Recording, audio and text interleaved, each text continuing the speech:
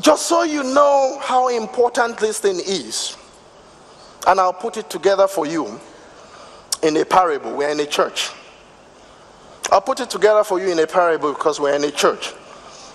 How important it is for us to develop a culture of contempt, a national culture of contempt and hatred for certain things that we need to fundamentally reject about this country, instead of benefiting, because the dysfunction and the chaos and the what I was calling the culture of irresponsibility that made me feel so uncomfortable in my first years in Canada, because I had grown, they have come to define us, because those things work. They work for the Nigerian. It works, and if it's not working for you, it works for the 1%, and then the 99% live in anticipation of the day they are going to make it, so that the same dysfunction and chaos and mediocrity will work to their advantage. We are not hating it yet. And let me show you why it is a psychological problem. And how are we doing for time? Oh, I started back. I'm doing good. I'm doing good. Yeah, let me show you how it's become, how much of a psychological problem it is. Our inability to conceptualize and positively harness hatred. Because don't get me wrong, the word hate has so much negative, connotation that sometimes we don't even know that it could be put. You're not even aware that it's also an emotion.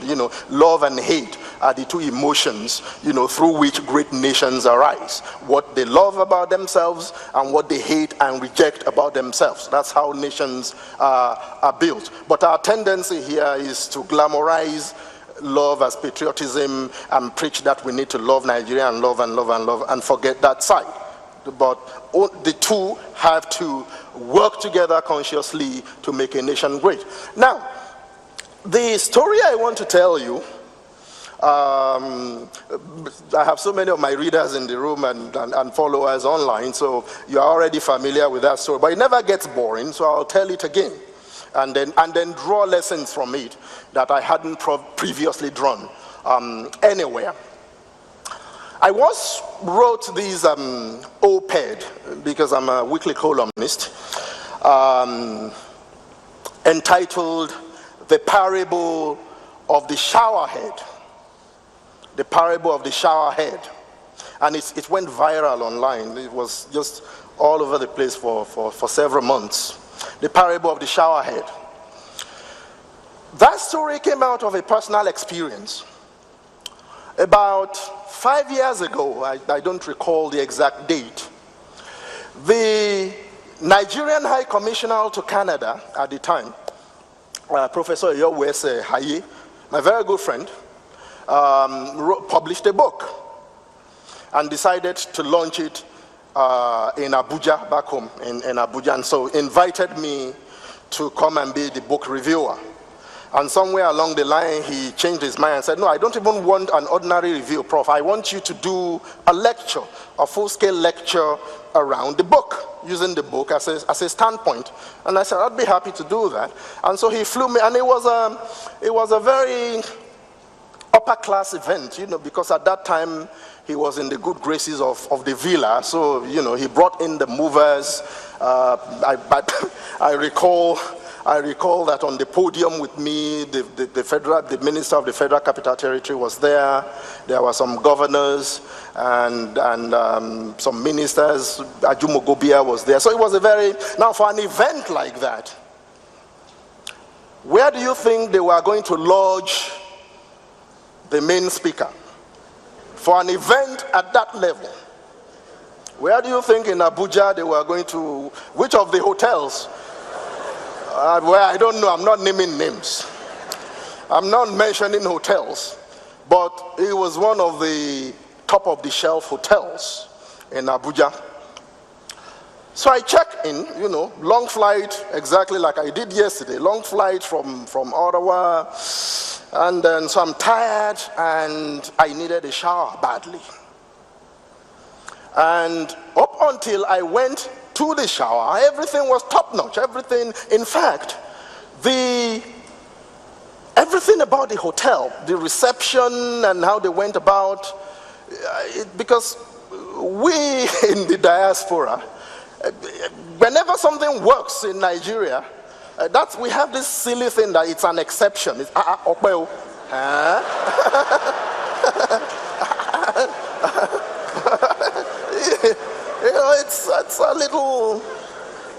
It's a little irritating thing about us, but it's there. It's like, look at C levels, C class, C. I was okay there. Now I'm impressed. This country is progressing.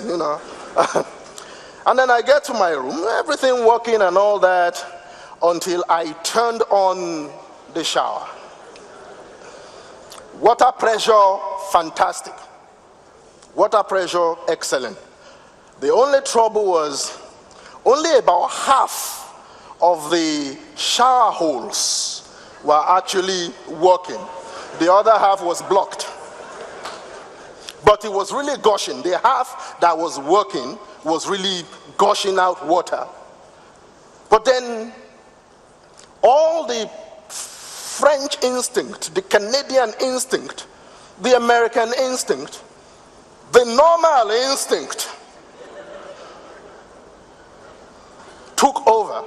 And I just ran without thinking. I just ran to the phone without thinking, and I phoned them downstairs. Oh, the shower is not working. The shower is not working. And they were very apologetic. They were, oh no, sorry, we'll send somebody up in 15 minutes. We'll send a technician up in 15 minutes. And guess what? Exactly 15 minutes later, pum pum pum. I said, Ha. No African time. They said 15 minutes and he's here. Okay. So I opened the door. Very professional technician, uniformed, toolbox, everything. Greets me in perfect English. But I answered him in pidgin. And then, guy, hey, you too, you be like us.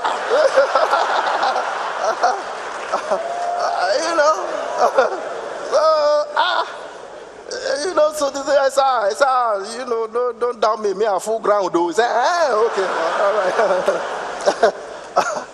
And so, we broke the ice. We broke the ice, and then as we were talking, we were going to the bathroom, and everything was fine, until he turned on the shower, and water gushed out. Then he looked at me, looked at the shower,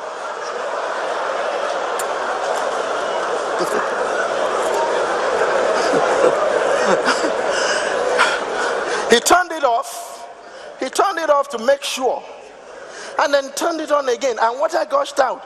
I said, Oga, you said this is working now. What didn't do? Hi. Before I could recover, he went into a boudoir or something and opened. Hey, even see bucket and bowl safe. Bucket and see. See.